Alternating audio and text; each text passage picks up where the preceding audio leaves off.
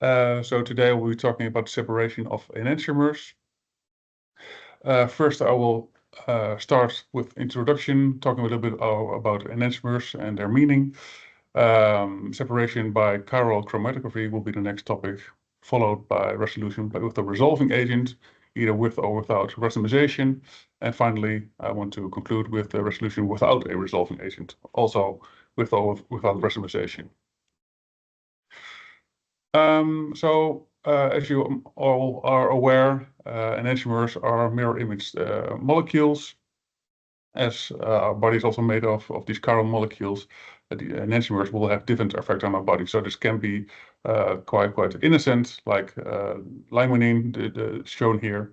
The R enantiomer smells like orange, whereas the S enantiomer smells like lemon, because we have chiral receptors in our nose, which can basically detect the enantiomers.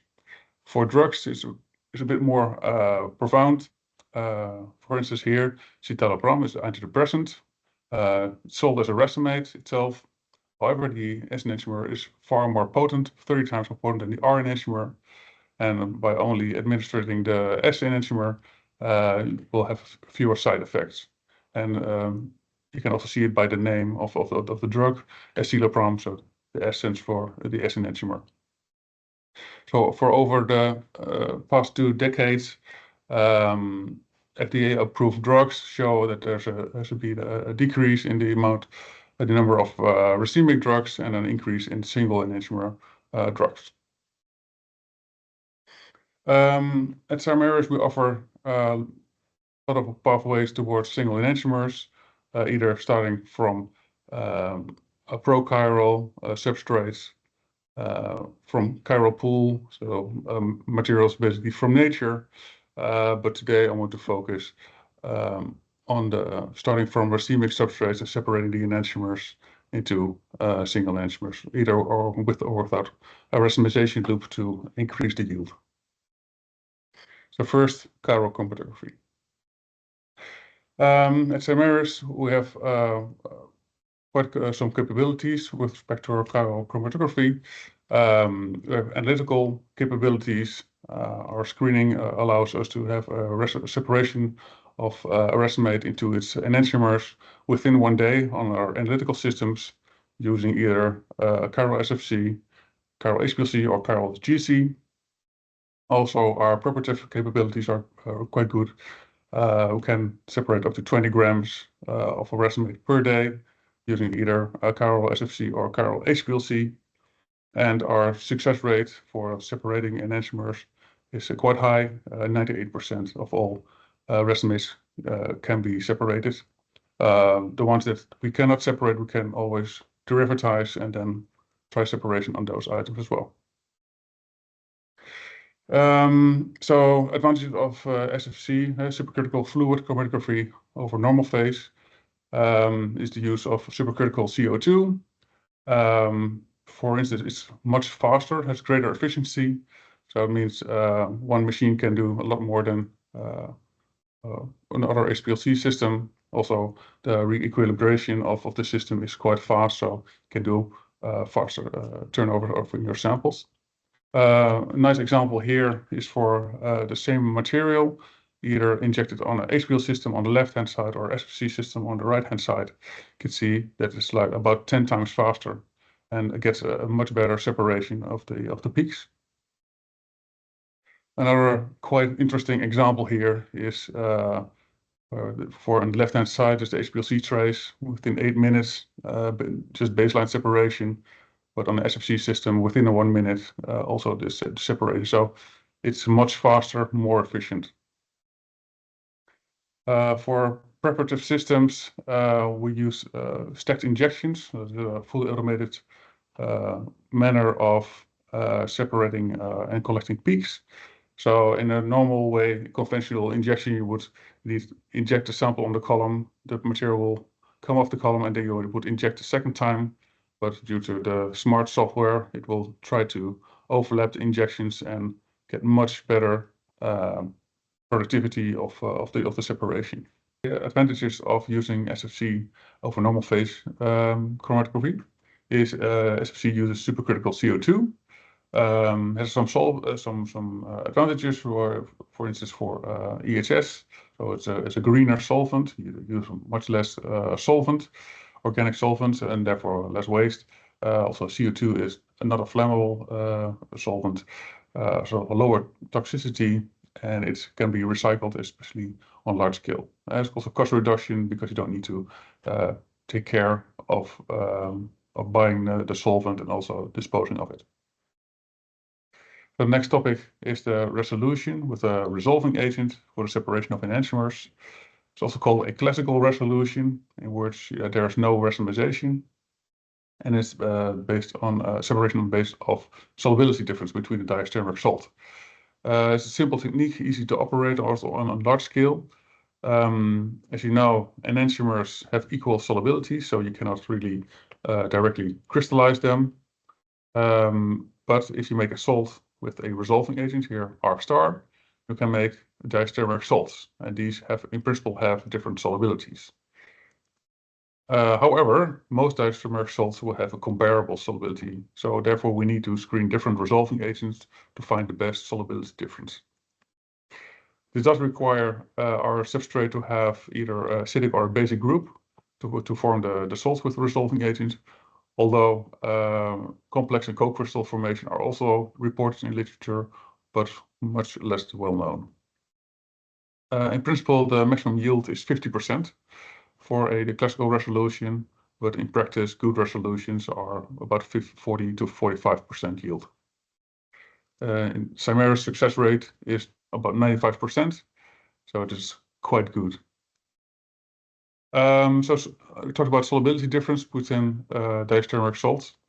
However, the second factor is called end-cell solution behavior. It's also very important. But illustrated here, in an ideal situation, if you have the diastereomeric salt with your substrate and your resolving agent, these are in a single crystal, and the undesired diastereomer remains in solution. So if you do a filtration, your crystals will be 100% EE. End-cell solution behavior, the crystal doesn't distinguish really well between the desired diastereomer and the undesired one. So after filtration, the EE of your solids will be less high. And if you have severe end-cell solution behavior, you have to do recrystallizations of the salts you isolated. Will also give low yield, and then it's better to take a different resolving agent which doesn't exhibit this end-cell solution behavior. So again, screening resolving agents is very important. We also do screening of solvents because the formation of sulfates or hydrates, which have lower solubilities than their unsulfated forms. In the CCDC database,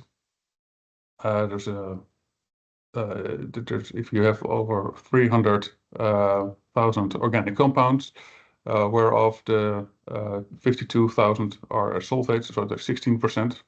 If you look at this list, there's your common solvents that are used in a laboratory. So at Chimera's, a typical process of a resolution screening, we'll start with our Racemic and screen it against 72 basic or 80 acidic resolving agents, and each of these salts will be screened against 12 different solvents. These are being performed on 15 micromole scale per experiment. So this is a bit shy of 1,000 experiments, and in total we need about 14 millimoles of material. So depending on the molecular weight of your substrate, that means somewhere between 2 and 7.5 grams of material for the screening only. So if you want to do optimization and a demo batch, we will need a little bit more. But we can use less, so we can choose to use less solvents or less of the resolving agents if necessary. So once the screening has been performed, we do optimization. So we take 3 to 5 of the best results from the screening, and we optimize it on 1 millimole scale, meaning that we investigate the concentration, use co-solvents, try to aiming for the 5 to 10 volumes of solvents, which is interesting for scaling up. Also try to minimize the number of recrystallizations needed to get up to high purity.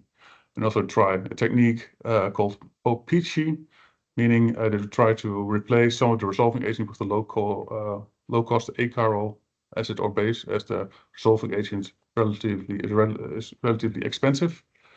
So shown in the scheme here, some of the resolving agents is replaced by this achiral entity here. So basically, you can have 4 different crystal forms. The 2 diastereomeric pairs, one the least soluble, which will precipitate, most soluble diastereomeric salt, and 2 very soluble enantiomers. You can imagine if the least soluble material precipitates, it takes the resolving agent from solution, leaving over the achiral salt, and this more soluble salt remains solution. Afterwards, you only have the diastereomeric salt precipitating. Once this has been optimized, we'll do a demo batch with the remaining material, and usually we'll ship the resulting material back to the client, and they can use this as seeding crystals to perform this resolution also in-house. Also, technique developed at Samaris is called Dutch resolution, and basically using different resolving agents together to resolve a single racemate. So in this case, DL3O-amide with P-mix. P-mix is this mixture of these 3 strongly acidic resolving agents, Fencifos, Chlorifos, and Anisifos. Here in the table, it's shown that Fencifos alone, 47% yield, but only moderate EE. Chlorifos, a little bit higher yield, but lower EE. And Anisifos, more or less the same yield, but 41% EE, and also a change in sign. However, if you use this 1-to-1-to-1 mixture of the P-mix, the yield, of course, goes down because you're not precipitating the undesired diastereomer, and the yield, the EE, goes up to 99%. As you can see, the ratio of the resolving agents in the precipitated material is also not 1-to-1-to-1 anymore, but you can see here, Anisifos is the most prominent one, and also this dictating the chirality, which is the same as in the salt with only Anisifos. So this is called Dutch resolution. Quite some research done here, and so they saw sometimes that if one was left out, which was not incorporated, could still have an effect on the resolution. And this is called the family member behavior, and it can said that, well, it has a positive effect on the resolution. That is called a second generation Dutch resolution. So here's an example for 3-methoxyphenylethylamine, the racemate, being resolved with mandelic acid, and you can have these 2 diastereomers. So the less soluble diastereomer and the more soluble diastereomer. If you don't add an additive, you'll get a solid of 10% DE, 72% yield, meaning 40% of the less soluble diastereomer and 32% of the more soluble diastereomer. So if you add an additive which either resembles the resolving agent or the substrate, you can block the formation of the more soluble diastereomer. So it's called nucleation inhibition. So if we add 6% of the acetyl protected mandelic acid, we go up to 97% DE in a single crystallization, 43% yield, which resembles that we only precipitate the less soluble diastereomer. And it's also true for the inhibitor that resembles the racemate. More or less the same result is achieved. Also, a take-home message actually that impure racemate or resolving agent, which may contain some impurity which resembles the substrate, can lead to kinetic or unreproducible results. You can, of course, imagine that if you get more pure starting material, then all of a sudden more material will crystallize and your resolution will not work as shown in the past. So it's also something that we all take care of at Samaris. Next topic I want to discuss is the CIDT, so crystallization-induced diastereomer transformation, just a classical resolution with in situ racemization. So often this is mistaken for DKR, but it's a different process. Example here is AAT076, who is the S enantiomer, is the COX-2 inhibitor. So this is something resolution that we performed for a client who desired diastereomer salt formation, in situ racemization, and at least 98% EE and 65% yield.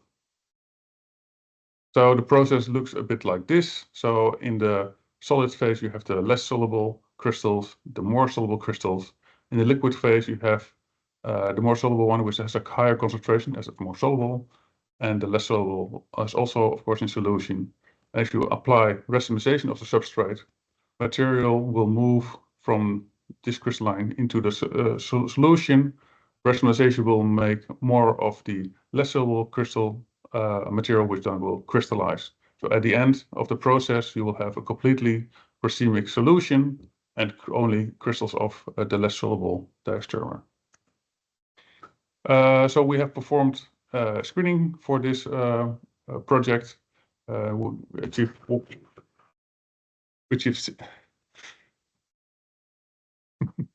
yeah, good. Yeah. Now we're going to continue. Okay. Okay, yeah. So we performed a scaling up of no.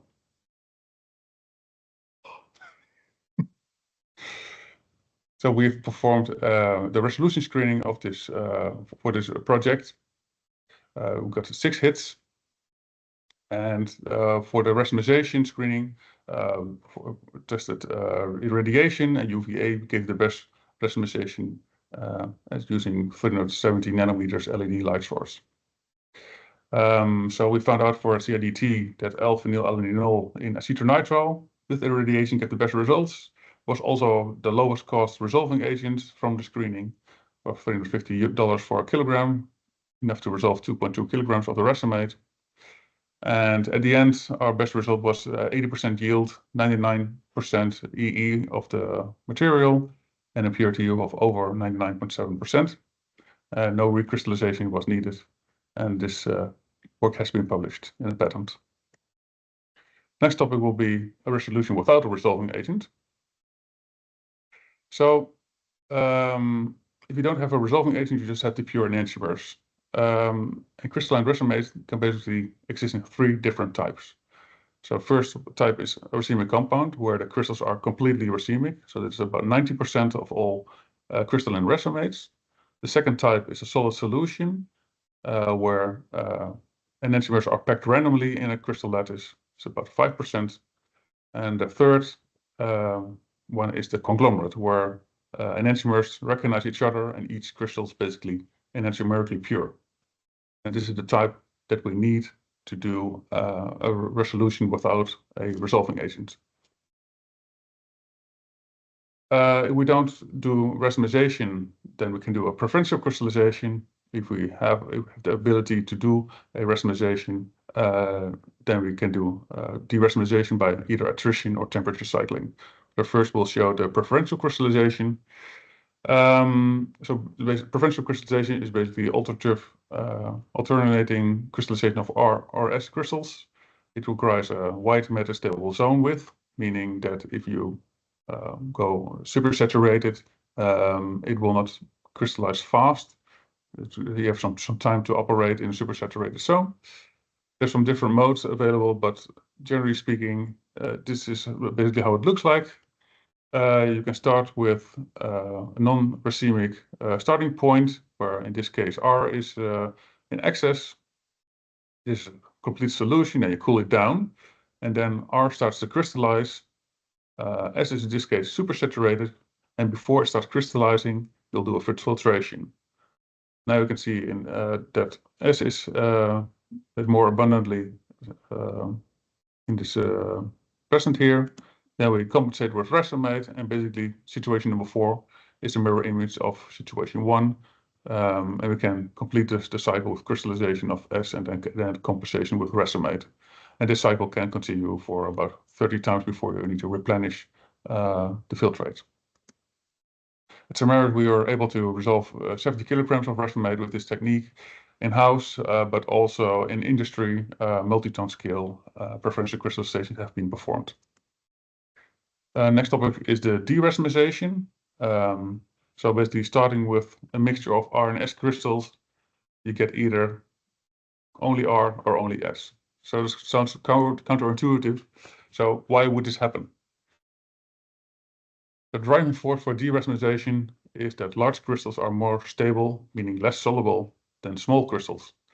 So when in contact in solution, the large crystal will grow, the small crystal will dissolve. This is also called osmotic ripening. Here's a nice example of how crystals can grow if we're given enough time. Here's a person for scale. So this is a cave in Mexico where large crystals grown over millions of years. I think the biggest one is about 12 meters and a couple of tons. So the most stable end state for a conglomerate forming a racemizing pair of enantiomers in contact with its solution is one crystal of a single enantiomer, and of course a racemic solution. So how would it then look? So if you start with an R crystal and S crystal, the R crystal is a little bit bigger than the S crystal. So meaning that also shows that the concentration in solution of S is a little bit higher than of R. If you start racemization, S will dissolve, the R will get bigger. And in the end, there's a racemate left behind.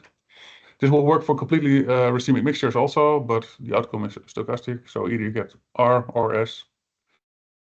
But solubility difference of large crystals are quite minimal. So it's a slow process. So how can we speed it up? So there are two techniques here, attrition, also known as Vietnam ripening, and temperature cycling. So if you're going to make small crystals, you can continuously grind it. So that's called Vietnam ripening. So you can do it either with glass beads and vigorous mixing or sonicating, or with the bead mill, which is more efficient. What you'll get is smaller crystals. Smaller crystals have larger solubility differences between them. Also, small crystals will dissolve faster than bigger crystals, and there's much more crystal surface. So the crystal growth can also be better. This will look a little bit like this. So in this case, we have a little bit more of R crystals than of S crystals.